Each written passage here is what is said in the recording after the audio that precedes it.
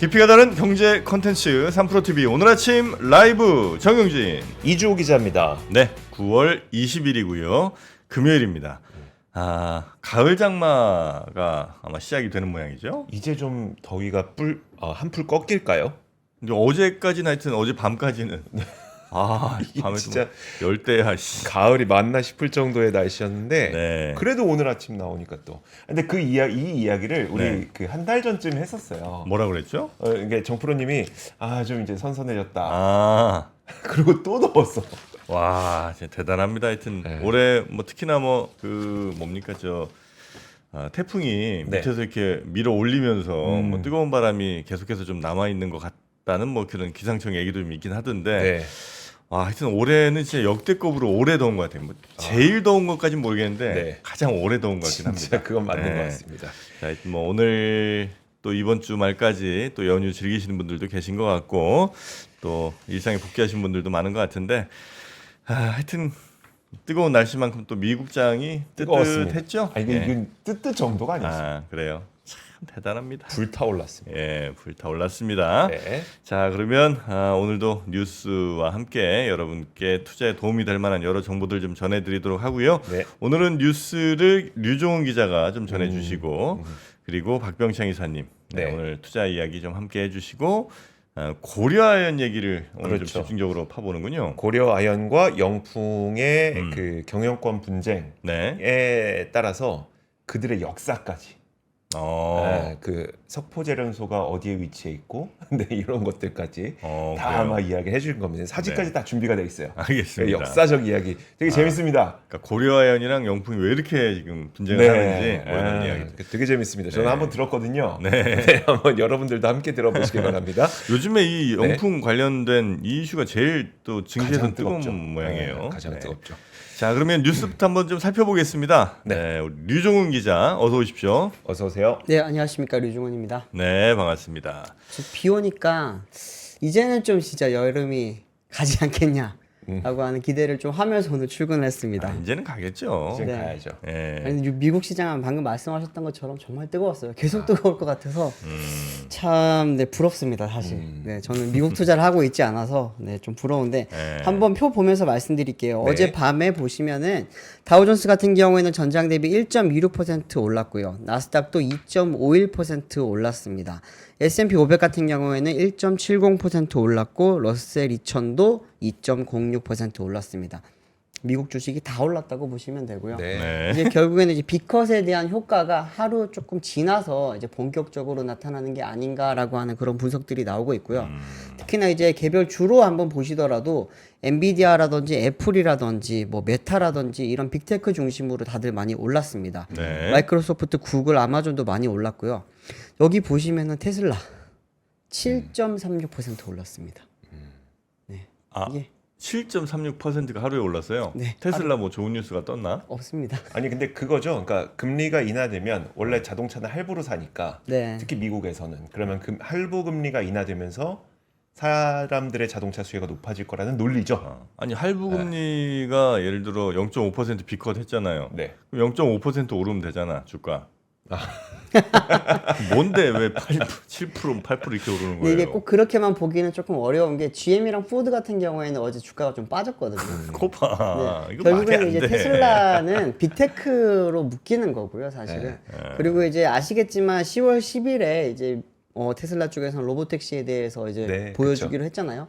거기에 대한 기대감이 계속해서 지금 이어지고 있다 보니까 이번처럼 이제 빅컷이 이루어지고 나면은 새로운 투자를 좀 많이 하기 쉬워질 것이고 이렇게 되면 빅테크 업체들이 많이 올라설 건데 테슬라 같은 경우는 지금 이제 안 그래도 좋은데 좋은 뉴스에 좋은 뉴스가 더해지니까 더 많이 오른 게 아니겠느냐라고 하는 해석들이 나오고 있습니다. 네, 기술주들 엄청 올랐고요. 네. 자, 그러면 뉴스 하나하나 가볼까요? 네, 이 비컷이 사실은 지금 결국엔 우리나라에도 여러 가지 영향을 미칠 걸로 지금 보이고 있습니다. 네. 많이들 아시겠지만 미국이 기준금리를 내리게 되면 우리나라도 이제는 기준금리를 내려도 되지 않겠냐라고 하는 그런 이제 이 이야기들이 많이 나오기 시작하잖아요. 그러면서 지금 뭐 지난번 금통위 때는 결국에는 동결을 시켰지만 그러면서 지금 13번인가요? 이제 사상 최대 최장 기간 동안 지금 동결을 했는데 다음번 금통위 때는 그러면 이제는 우리도 내리지 않겠냐라고 네. 하는 기대감이 지금 여기저기서 많이 나오고 있습니다. 그냥 뭐 금리를 내리게 되면 뭐 여러 가지 좋은 기능들이 많습니다. 특히나 이제 사업하시는 분들 같은 경우에는 기준금리가 내려가게 되면서 사업자 대출도 많이 내려갈 수 있을 거고요. 기업 같은 경우에도 이제 자금 융통하기가 조금 좋아질 테니까 이제는 기업 활동도 하기도 좀 좋아지지 않겠냐라고 하는 긍정적인 그런 전망도 나오는 반면에 네. 가장 우려하는 거는 역시나 이제 부동산입니다. 어제 이제 보면은 이제 이 부분에 대해서 어제 오늘 계속 이야기가 많이 나오고 있는 게 은행 쪽에서 만약에 기준금리를 같이 내리게 되면은 시중금리를 내리게 되면은 이제 기준금리가 내리고 시중금리가 내려가게 된다면은 결국에는 이게 집값 상승으로 다시 연결되는 게 아니겠느냐라고 하는 그런 전망들이 나오기 시작을 했습니다. 네. 여기에 대해서 이제 표를 하나 좀 띄워주시면요. 5대 시중은행 평균 주택담보대출에 대해 주담대에 대한 금리 비교인데요. 이게 이제 은행연합회에 나온 기사 그 자료를 경향신문에서 정리한 걸 제가 이제 표를 좀 따왔습니다. 은행연합회에 따르면은 8월 신규 취급액 기준 코픽스가 3.36%로 전달 대비 0.06%포인트 하락을 했습니다. 직전 달보다는 이제 폭이 작기는 하지만 3개월 연속 내리면서 이제 금리 인하 기대감이 선 반영된 거 아니냐라고 하는 이야기들이 나오는데 8개 은행이 조달한 자금의 가중 평균 금리인 코픽스가 떨어지게 되면은 은행이 적은 이자를 주고서 이제 돈을 확보를 할 수 있다 보니까 네. 은행 입장에서는 굉장히 지금 좋은 상태가 되고 있다고 합니다. 하지만 이제 시중금리에 대한 실제 체감 효과를 놓고서는 이제 업계에서는 좀 여러 가지 이야기가 나오고 있는 상황인데 금융당국이 최근에 이제 가계대출 규제를 압박하면서 시중은행이 가상금리나 우대금리 등을 조정을 해서 금리 인하 폭을 줄일 여지가 지금 생기고 있다고 보실 수가 있습니다. 네. 왜 그런지는 뭐 다들 아시겠지만 금리 인하를 지금 하게 되면은 결국에는 거기에 대한 효과가 집값 상승이라든지 또 이제 가계대출이 많이 늘어나게 되면은 이 부분에 대한 비난의 화살을 네. 이제 금융당국이 받칠 수밖에 없잖아요. 그러다 보니까 최근에 이제 뭐 금감원이라든지 이쪽을 통해서는 대부분 이제 대출을 줄이시오 이런 지금 주문을 하고 있고요. 그런데 지금 이제 결국에는 미국에서 비컷이 있었으면은 한국은행 쪽에서도 결국에는 금리 인하를 할 가능성이 높아지게 되는 거고 네. 금리 인하가 된다면 결국에는 대출이 다시 한 번 더 늘어날 수 있을 거고 여기에 대한 여파가 집값으로 올라갈 것에 대한 지금 우려가 많이 나오고 있다고 볼 수 있겠습니다. 이러다 보니까 이제 전문가들 사이에서 나오는 말이 이번 달부터 시행이 됐잖아요. 이제 스트레스 DSR 2단계 네. 그리고 이제 지금 조건부 전세대출 규제까지 지금 이루어지고 있는 상황에서 만약에 이 효과가 발휘되기 전에 다시 한 번 더 기준금리가 내려가게 된다면은 여기에 대한 효과가 반감되는 거 아니겠느냐라고 하는 그런 지금 우려들이 많이 나오고 있다고 보시면 될 것 같습니다. 실제로 지금 아파트 가격 같은 경우에는 지금 8월 달에 아파트 거래가 사상 최대치를 찍었거든요. 네. 이렇게 되면서 이제 결국에는 뭐 두 가지 논리들이 나오고 있습니다. 하나는 다시 계속 올라갈 거다. 9월 달에도 수요가 이미 받칠 만큼 받쳤기 때문에 9월 달에도 계속해서 지금 올라갈 것이고 거기에 이제 만약에 금통위 쪽에서 기준금리를 내리게 된다면 결국에는 대출이 조금은 쉬워질 수 있기 때문에 아파트 값을 다시 올릴 것이다 라고 하는 지금 그런 전망도 나오고 있고요. 또 하나는 8월 달에 몰린 이유는 결국에는 이제 살 사람들은 다 샀다. 네. 더 이상의 집값 상승은 조금은 한동안 어렵지 않겠냐. 아무리 기준금리가 내려간다고 하더라도 지금 은행에서는 앞서 말씀드렸듯이 이제 코픽스 금리를 활용을 해서 또 우대 금리 이런 걸 또 활용을 해서 대출에 대한 이자율을 조금 높일 수 있는 네. 가능성이 있기 때문에 네. 이거는 충분히 시중은행이 조절할 수 있는 부분이다 보니까 금감원이 이렇게 두 눈을 시퍼렇게 지금 뜨고 있잖아요. 네. 그 상황에서 이제 주택담보대출을 계속해서 마냥 내릴 수는 없을 거다라고 하는 전망들이 나오고 있는 상황입니다. 이러다 보니까 전문가들 의견도 굉장히 많이 갈리고 있어요. 이 기사들을 많이 저도 보면서 여러 가지 이제 전문가들의 의견이 굉장히 좀 갈리고 있다는 걸 볼 수 있었는데 김인만 부동산 연구소의 소장 같은 경우에는 네. 매도자와 매수자가 간 균형을 깨트리는 변수는 결국에는 기준금리가 될 것이다. 미국이 비컷을 단행한 만큼 시장의 기대 심리를 자극하기 충분하다라고 이야기를 했습니다. 또 이제 뭐 김효선 NH농협은행 부동산 수석위원 같은 경우에는 현재 국내 물가는 안정적이지만 가계부채 급증과 서울 집값 급등으로 금융 관련 정책을 강화를 해 금융 안정성을 추구하는 상황임을 감안을 하게 된다면은 하반기 한은의 기준금리 인하가 즉시 대출금리 인하로 연결되지는 못할 것이다라고 하면서 네. 이제 기준금리 인하와 비례해서 대출금리를 인하를 하게 되면 스트레스 DSR 2단계 적용이 무색해질 것이다라고 이렇게 이야기를 했습니다. 두 분은 좀 어떻게 사실 좀 보시나요? 기준금리 인하를 해야 될까요? 아니면 하면은 집값이 올라갈까요? 우리나라요? 네. 금리 인하는 안 하기 어려울 것 같은데. 네. 그러니까 이게 뭐 금리 인하를 하고 싶어 하는 게 아니라 네, 맞아요. 예, 밀려서 어쩔 수 없이 해야 되는 거고 네네. 대신 이제 집값은 뭐 핀셋으로 잡든 하여튼 결국 이제 핵심 지역 말고는 집값도 문제가 되는 건 아니잖아요, 그죠? 그렇긴 뭐 하죠. 지방 네. 부동산이니 맞아요.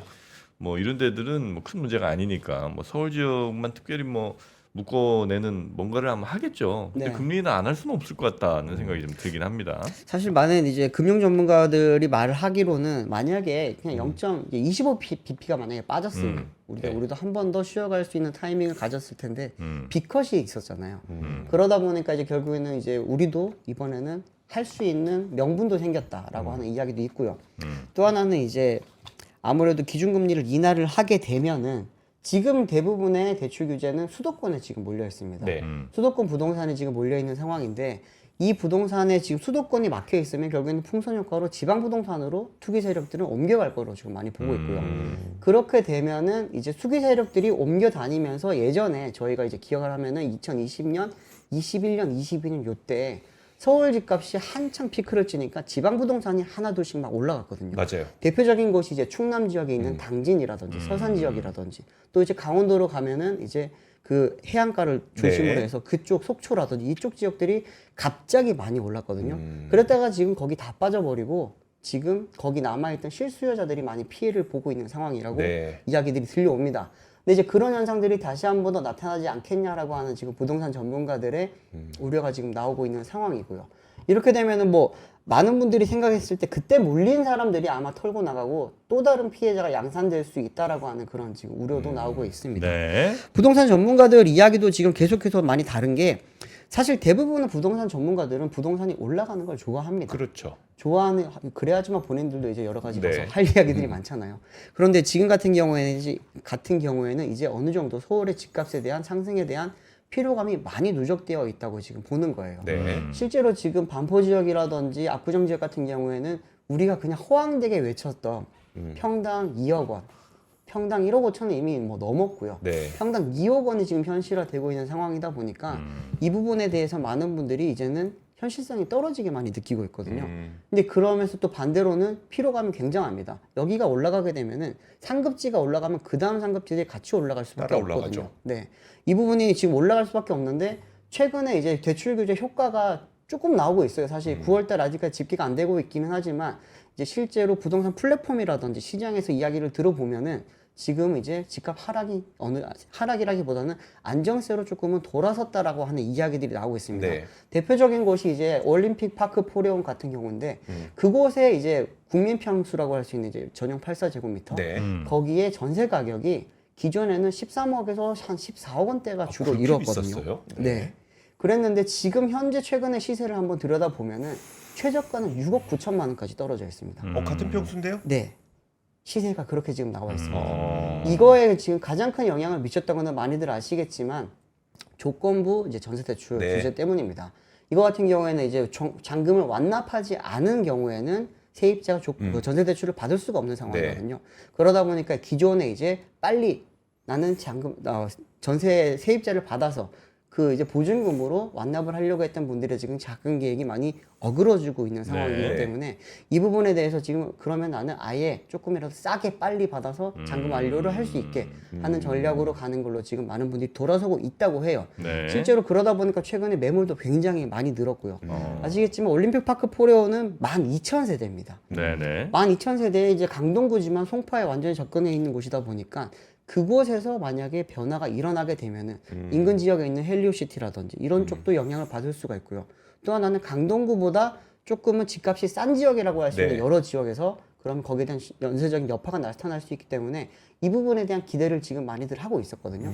그런데 이제 만약에 기준금리를 인하를 하고 시중금리도 같이 인하를 하면서 대출금리가 빠지게 됐을 때 이 부분에 대해서 여파가 어떻게 나올지는 지금 전문가들도 사실은 향방을 좀 많이 지금 못 잡고 있는 상황이라고 네. 보실 수 있을 것 같습니다. 그 맥락에 완전 맞다는 얘기는 아닌데 제가 그 워낙 이제 둔촌주공에 대해서 막 그 둔촌주공 때문에 그 은행들이 뭔가 대출도 좀 미리 준비해 놓는 것 같고 막 이런 네. 이야기들이 많이 있었잖아요. 그렇죠, 뭐 그렇죠. 정말 우리가 정답은 모르지만 그래서 만약에 만 가구가 한 가구당 그냥 1억씩만 만약에 대출을 받으면 네. 얼만가를 그냥 단순 계산해봤더니 1조더라고요. 1조? 1조? 네.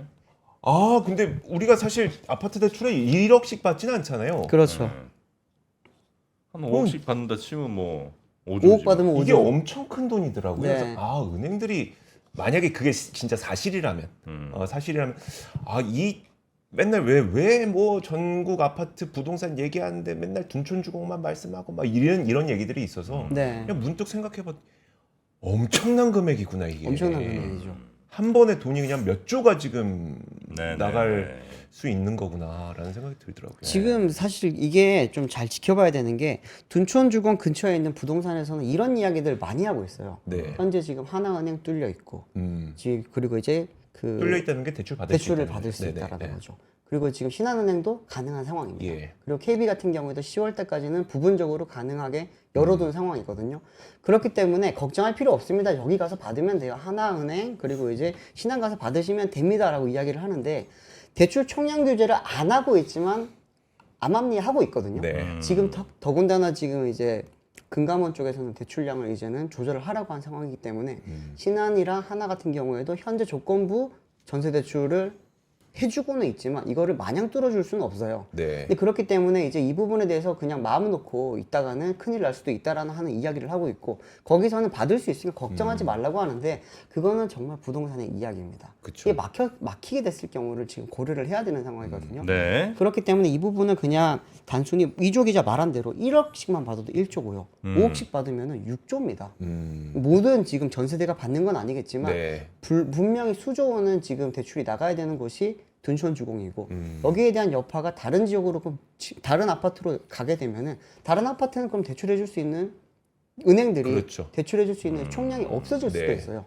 그런 부분까지 다 고려를 해야 되기 때문에 전문가들도 지금 이야기를 하는 게 부동산 전문가 중에 이제 박원갑 이제 그 네네네. 많이 아시죠? 네, KB 계시는 그분도 지금 이야기를 한 게 어떤 거였냐면은 집값이 잡히지 않게 되면 정부가 DSR에 전세자금 대출을 포함을 하거나 주택담보대출 인정 비율인 LTV를 하향할 조정 가능성도 있다면서 네.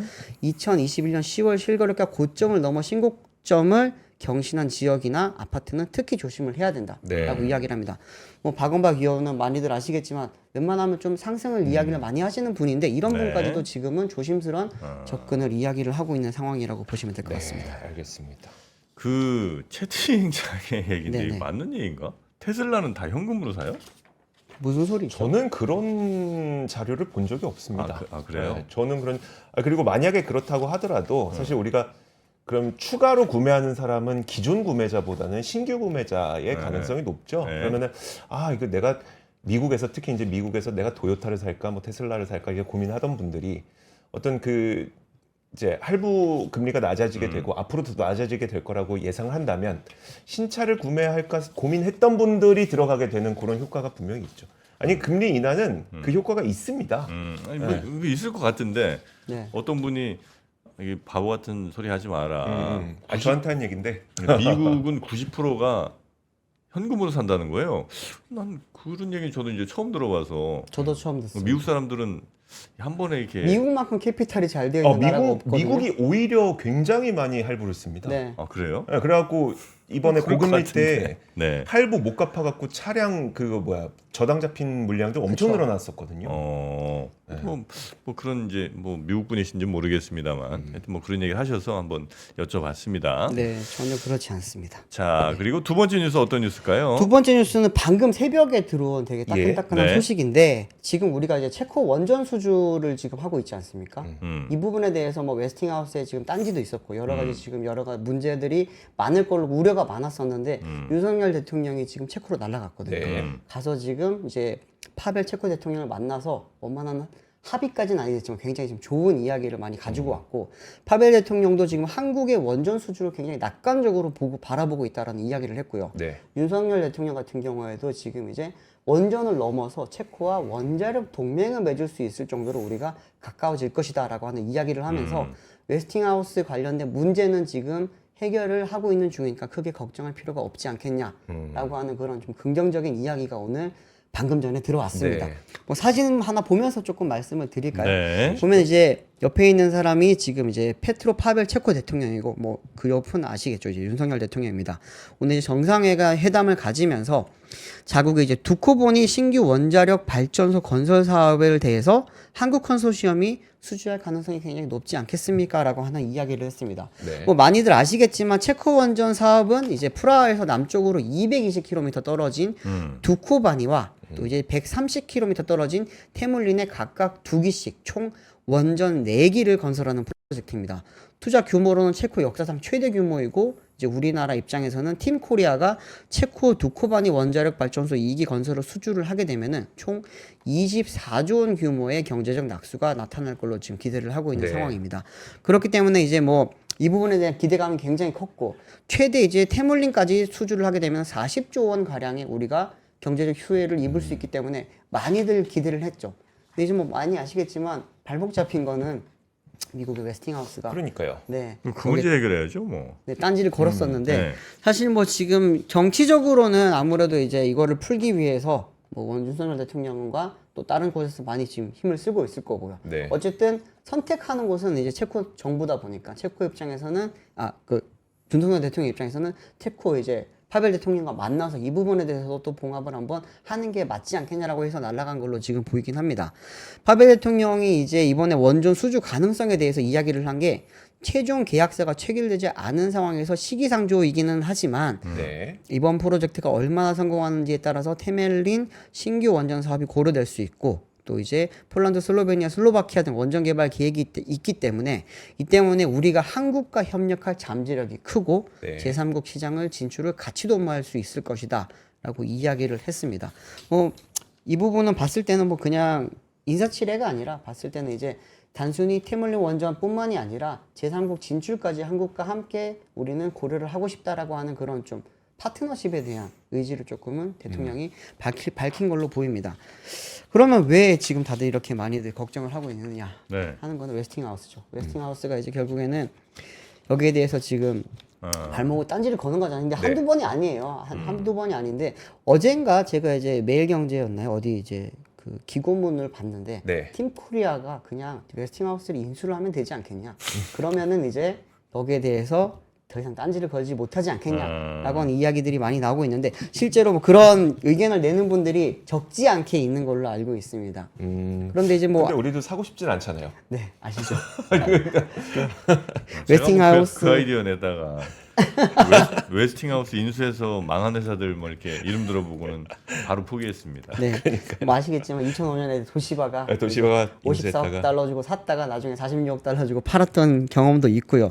지금 사실은 그 이제 웨스팅하우스 같은 경우에는 캐나다의 투자 펀드인 캐나다의 투자 펀드가 지금 가지고 있는 상황인데 네. 이거를 지금 어떻게든 여기서는 비싸게 팔고 싶을 겁니다. 네. 그렇기 때문에 계속해서 이런 지금 딴지를 거는 거고 이렇게 걸다 보면은 더러우면 니들이 사가세요라고 하는 그런 이제 의견이 나올 수가 있기 때문에 네. 아마 그런 지금 전략이 아닐까라고 하는 이야기들이 나오는데 뭐 우리나라도 예전에 두산중공업이 한 번은 살려고 했었다가 이제 입찰해서 떨어진 적이 있었잖아요. 네. 그런데 이제 그 이후에 보니까 그때 샀으면 큰일 날 뻔했구나라고 하는 그런 이제 경험이 있기 때문에 아무래도 우리나라가 사지는 않지 않을까 하는 생각이 들기는 합니다. 네. 사실 지금 이제 원전에 대한 수요가 굉장히 많아지고 있는 시기인데 네. 원전 지을 수 있는 국가가 전 세계에 없다 보니 뭐 프랑스, 한국, 미국도 요즘 못 짓잖아요. 미국은 네.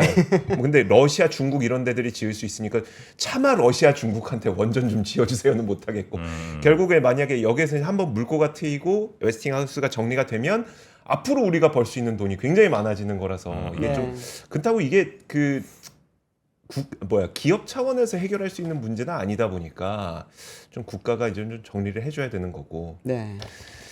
또 그렇죠. 아시겠지만 네. 원전은 우리가 흔히 생각하는 이제 국방이랑도 많이 좀 이렇게 연결이 그렇죠. 되기 때문에 네. 아직 뭐 방금 말씀하셨던 중국이나 러시아랑 손잡는 거는 정말 쉽지 않습니다. 그렇기 때문에 이제 우리나라 아니면 프랑스예요. 네. 그런데 우리나라 같은 경우에는 가격적인 측면에서도 굉장히 메리트를 많이 가지고 있고 또 저희가 몇 번이나 이야기를 하지만 우리나라 사람들은 목표가 생기면은 뼈를 갈아가면서 일을 합니다. 맞춥니다. 납기를 맞추는 데는 우리가 정말 최적화되어 있거든요. 프랑스 분들은 그렇지 않기 때문에 전 세계적으로 좀 경쟁력을 많이 인정받고 있는 상황인데 아무래도 웨스팅하우스 쪽에서도 계속 우리나라 쪽에서 할 때마다 많이 딴지를 걸어요, 사실. 네. 네. 그만큼 이제 우리나라 원전 경쟁력이 높다고 판단하는 것도 있겠지만 니들이 사가면 어떻겠니?라고 하는 그런 또 이제 미끼로도 보인다라는 말도 많이 나오고 있습니다. 네. 다음 소식 네. 바로 빠르게 전달드리겠습니다. 네, 시간이 많이 갔네요. 다음 소식은 이제 뭐 많이들 궁금해하시고 이따가 또 권순우 취재팀장이 나와서 자세히 네. 이야기하겠지만 고려아연 이야기입니다. 이게 뭐 안 할 수가 없어요. 고려아연 같은 경우에는 결국에는 이제 최현무 회장 쪽과 MBK 쪽에서 이제 쩐의 전쟁으로 많이 벌어지지 않겠느냐라고 하는 이야기들이 나오고 있습니다. 지금 MBK 쪽에서는 이야기했던 거는 이제 10월 4일까지 우리가 공개 매수가 66만 원 네. 가격으로 이제 공개 매수를 하겠다라고 이야기를 했는데 아시겠지만 이미 공개 매수가 넘었어요. 이제 첫날에 이미 66만 6천 원을 하면서 넘었고 어제 또 올라서 70만 9천 원까지 올라갔습니다. 야. 어제 그래요? 종가가 70만 7천 원이네요. 아, 7천 원인가요? 네. 네. 70만 7천 원을 기록을 하면서 이미 공개 매수가를 넘긴 상황에서 오늘도 계속 올라가지 않겠냐라고 하는 그런 전망들이 많이 나오고 있는데 어제 이제 MBK 파트너스가 이제 거의 뭐 사상 처음으로 기자간담회를 가졌다고 합니다. 네. 기자간담회를 통해서 이제 그 고려아연 경영진을 정말 많이 비판을 했어요. 특히나 최윤범 회장을 이제 딱 저격을 해놓고 네. 이제 방만 경영을 했다 뭐 이런 이야기를 하면서 우리가 행동주의 펀드는 아니지만 이렇게 들어온 이유는 고려아연의 경영을 정상화시켜서 우리는 제값받고 팔겠습니다 라고 하는 이야기를 어제 했었는데 사진을 조금 보면서 말씀드리겠습니다. 김강일 MBK 파트너스 부회장이 이야기를 한 부분인데 여기 보시면 이제 최윤범 대표이사가 사장으로 취임했을 당시 그리고 이제 회장으로 취임했고 그 이후 이제 작년의 기준으로 봤을 때 에비타 마진이 마이너스 6.1%포인트가 줄었다라고 네. 하는 이야기를 했고요. 고려아연의 영업이익 역시도 최윤범 대표이사 취임 이후 그리고 이제 회장으로 취임하면서 더 많이 빠지면서 마이너스 5.2%포인트가 줄었다라고 이야기를 하면서 이제 우리의 정당성을 이야기를 했습니다. 네. MBK 파트너스 쪽에서. 그리고 이제 고려아연의 주가도 계속해서 많이 하락했다라고 하는 이야기를 했는데 특히나 이제 회장 취임 이후에 보시면은 여기 마이너스 17% 하락이라고 지금 적혀 있습니다. 이렇게 하면서 굉장히 많이 빠졌다라고 하는 이야기를 했는데 MBK 파트너스 쪽에서는 어제 이제 좀 억울했던 부분이 있었나 봐요. 네. 자신들이 이제 중국계 자본을 이용한 펀드다. 뭐 이런 이야기 많이 들었는데 뭐 그거는 조금 잘못된 이야기입니다. 2005년에 설립된 국내 사모펀드가 국내 최대 규모의 사모펀드긴 하거든요. 근데 이 부분에 대해서 이제 이야기가 있었는데 왜 이야기가 나왔냐면은 결국에는 니들이 고려아연을 사서 중국 자본에게 넘기려고 하는 거 아니냐라고 그렇죠. 하는 비판이 많았습니다. 네. 왜냐하면 이미 지금 퍼가 27배입니다. 지금 이 동종업계 평균 퍼가 한 13배 정도 된다고 하거든요. 2배가 넘는 퍼를 가지고 있기 때문에 이 부분을 받아줄 수 있는 쉽게 말하면은 기업이 없다. 네. 자본이 없다라는 겁니다. 동종업계라고 하면 어떤 회사들인 거예요? 뭐 풍산이라든지 포스코라든지 이런 같은 철강 관련 업계들을 지금 동종업계의 평균 퍼가 그 정도 된다고 나오거든요. 네. 그런데 이제 고려아연 쪽에서 이제 처음에 이때 들어올 때만 하더라도 주가가 한 50만 원 초반이었어요. 네. 그렇기 때문에 이제 MBK 파트너스 쪽에서는 66만 원이면은 충분히 우리가 이제 베네핏을 주고 사는 거고 여기에 대해서 나중에 경영 정상화를 시키고 네. 이제 뭐 비용 절감 시켜서 많이 올리고 나면은 한 7, 80만 원에 팔 수 있지 않겠냐라고 하는 계산에 들어갔을 거라고 이야기들이 나옵니다. 네. 그런데 이미 70만 원 넘었죠. 영풍이랑 영풍 정밀 같은 경우에도 지금 2연상을 했습니다. 우리는 이제 들어가고 싶어도 못 들어가요. 맞아요. 오늘 또 따상을 하겠죠. 영풍이요? 네. 어. 괜히 왜 가르쳐 들었나? 올라가는지 잘 모르겠어요. 네, 영풍 정밀 이따가 한번 보시면 알 텐데 이제는 들어갈 수가 없습니다. 이제 장이 열리자마자 바로 상한가를 찍고 있기 때문에 그래요? 특히나 영풍정밀 같은 경우는 이제 공개 매수가까지 아직 가격이 좀 남아 있다 보니까 계속해서 올라갈 것이라는 이야기가 나오고요. 네. 그렇기 때문에 그런 많은 분들이 지금 이 부분을 보고 있는데 김광일 부회장이 이야기했던 거는 우리가 MBK 파트너스를 사서 네. 어떻게 정상화를 시키겠느냐라고 하는 부분도 있습니다. 사진 다시 한번 띄워주시면요. 여기 이제 사람을 보라고 이 사진을 가져온 게 아니고 뒤에 이 PPT를 보라고 가져온 겁니다. 선진 거버넌스 도입을 통한 지배구조를 개선을 하겠다. 네. 이 부분이 사실은 가장 큰 명분입니다. 사모펀드가 들어와서 기존에 오너가라고 하는 그런 이제 분들을 몰아내고 우리가 전문 경영인을 넣게 되면은 선진 거버넌스 체제를 가져올 수 있다. 이게 특히나 이제 미국에서 많이 지금 들어와 있는 거잖아요. 미국 같은 경우에는 블랙록이라든지 뭐 세콰이어라든지 아니면 뭐 우리가 많이 알고 있는 오렌 버핏이라든지 이런 곳에서 지금 최대 주주로 있는 회사들이 굉장히 많잖아요. 네. 그들이 경영을 안 해요. 전문 경영인을 세워서 그렇죠. 이제 기업 가치를 높이고 그런 부분은 같이 가는 제도인데 이거를 우리나라에도 도입을 하겠다라고 하는 게 MBK 쪽의 이야기입니다. 네. 뭐 여러 가지 지금 뭐 많은데 여기서 또 주주환원 정책도 있습니다. 여기는 이제 최근에 뭐 주주환원 정책이 많이 강화되고 있는 분위기잖아요. 여기에 맞춰서 우리가 배당 정책을 강화를 하겠다라고 이야기를 했습니다. 근데 이 부분에 대한 비판이 또 나옵니다. 원래 이제 MBK 같은 사모펀드가 들어오게 되면 원래 주주 배당을 많이 늘립니다. 그렇죠. 네. 왜 많이 늘리냐? 배당을 가장 많이 갖고 가는 것이 사모펀드이기 때문에 그런 건데 이제 최근에 이제 이런 부분에 대해서 ESG라든지 뭐 거버넌스 쪽에서 같이 묶어서 우리가 주주들을 많이 돌려주겠습니다라고 이야기를 했어요. 근데 이제 이런 이야기를 하고 나자 이제 어제 밤새 그러면 여기에 대한 해석들이 많이 나왔거든요. 이제 MBK 파트너스가 했던 이야기들에 이제 본인의 말을 본인이 조금 어떻게 보면 자가당착이 있다라고 네. 하는 게 나왔습니다. 뭐냐면은 이제 MBK 파트너스 쪽에서는 이제 공개 매수 가격을 올리지 않겠다고 했거든요. 공개 매수 가격을 올리지 않는 이유는 이제 대부분의 MBK 그 고려아연의 주주들은 그 흔히들 알고 계시는 그 이제 오너가 그리고 네. 특수관계인을 제외한 기타 주주 대부분은 이제 기관이라고 많이 말을 했습니다. 기관들이 들어온 가격이 한 40만에서 45만 원대라고 이야기를 하더라고요. 그러면 66만 원만 해도 충분히 이거를 메리트를 가질 수 있는 가격이기 때문에 70만 원, 80만 원이 되더라도 우리가 공개 매수 가격을 올리지 않아도 사지 않겠냐라고 하는 그런 이야기를 했는데 정말 어불성설이고요. 사실은 70만 원이 된 걸 봤는데 아무리 기관 투자자라고 하더라도 66만 원에 팔겠습니까? 쉽지 않겠죠. 네. 그러다 보니까 이제 그 부분에 대해서 아무래도 이제 공개 매수 가격을 올리겠다고 이야기를 하면은 더 올라갈 거니까 네. 예, 그 부분을 막기 위해서 아마 이제 미리 이야기를 한 게 아니겠느냐라고 하는 이야기도 나오고 있고요. 또 하나는 지금 주주환원 정책 이야기가 있었잖아요. 주주환원 정책은 우리가 이제 주주들에게 충분한 보상을 나눠주겠습니다라고 하면서 개인 주주들 이야기도 많이 했거든요. 네. 그런데 실제로 이들이 이야기한 바대로 개인 주주가 그렇게 많지가 않습니다. 그렇기 때문에 이제 좀 말이 좀 앞뒤가 안 맞는 거 아니겠느냐라고 하는 지금 그런 이야기도 나오고 있는 상황입니다. 네. 그런데 이제 이렇게 되면 결국엔 지켜야 되는 곳은 최윤범 회장이잖아요. 최윤범 회장이 지금 그저께 도쿄로 날아갔습니다. 사진 좀 띄워주시면 머니투데이에서 사진을 찍어서 이게 보도를 한 내용인데 머니투데이라든지 조선비즈 여기저기서 지금 나왔습니다. 최윤범 회장이 이제 일본 도쿄로 가서 글로벌 펀드를 만나서 이번에 돈을 조금 많이 끌어올 걸로 지금 이야기들이 하고 있고 만나고 있다고 합니다. 네. 그러면서 이제 어제 한국경제에서 단독 보도가 나왔던 거는 한국투자증권이 여기에 대해서 백기사로 자처를 하고 나설 것이다 라고 하는 이야기가 나오면서 굉장히 좀 긴 스토리가 있었어요. 그런데 한 2시간 있다가 한국투자증권에서 사실무근이다 라고 이야기를 하면서 사실상 지금 최윤범 회장이 돈을 어디서 끌어올지가 약간은 오리무중인 상황이라고 볼 수 있습니다.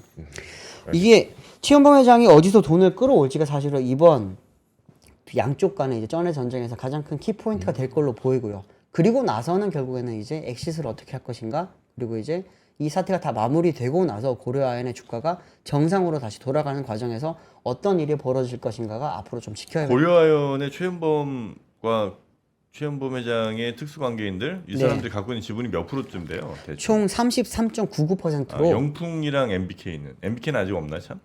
MBK는 아직 없고요. 영풍은 33.13%입니다. 현재 지금 최씨 일가가 조금 아주 근소하게 앞서고 있는 상황이고요. 네. 그러다 보니까 이제 고려아연 측의 최씨 일가의 이제 우호 세력이라고 지금 많이들 뭐 이야기를 하는 현대차그룹이라든지 하나라든지 LG화학 쪽에서 나서주면 좋지 않겠냐라고 하는데 그들도 지금 여력이 조금 없다고 하고요. 네. 또 이제 이사회에서 이거를 과연 통과를 시켜줄지도 불투명한 상황이라고 합니다. 알겠습니다. 뭐 네. 결국 또 여기저기 가다가 또 저한테까지 오는 건 아닌가 이런 생각도 한번 해보는데요. 등판하시죠. 저는 여기에 참전할 생각이 없습니다. 네, 여기서 확실하게 네. 공시를 좀 해드리겠습니다. 네, 저는 MBK 3% 공시. 영풍과 네. 고려아연의 경영권 분쟁에는 참여하지 않겠습니다. 않겠습니다. 네. 네. 그리고 아마 지금 최 회장 네. 여기저기 돌아다니라고 굉장히 또 힘들 텐데 네. 많이 돌아다니면 또 무릎이 아픕니다. 그렇죠. 네, 청담 관절로 네, 무릎 건강도 잘 챙기시기 바라겠습니다. 자, 그러면 오늘 요 정도 하고 우리 류정 기자는 좀 보내드릴까요? 네. 네, 고맙습니다. 수고 감사합니다. 많으셨습니다. 네, 감사합니다. 네. 박근영, 이선영, 사경인, 염승환 투자 마스터들의 세심한 케어로 건강한 투자 습관을 만드세요. 3프로 멤버십 3프로 앱에서 확인하세요.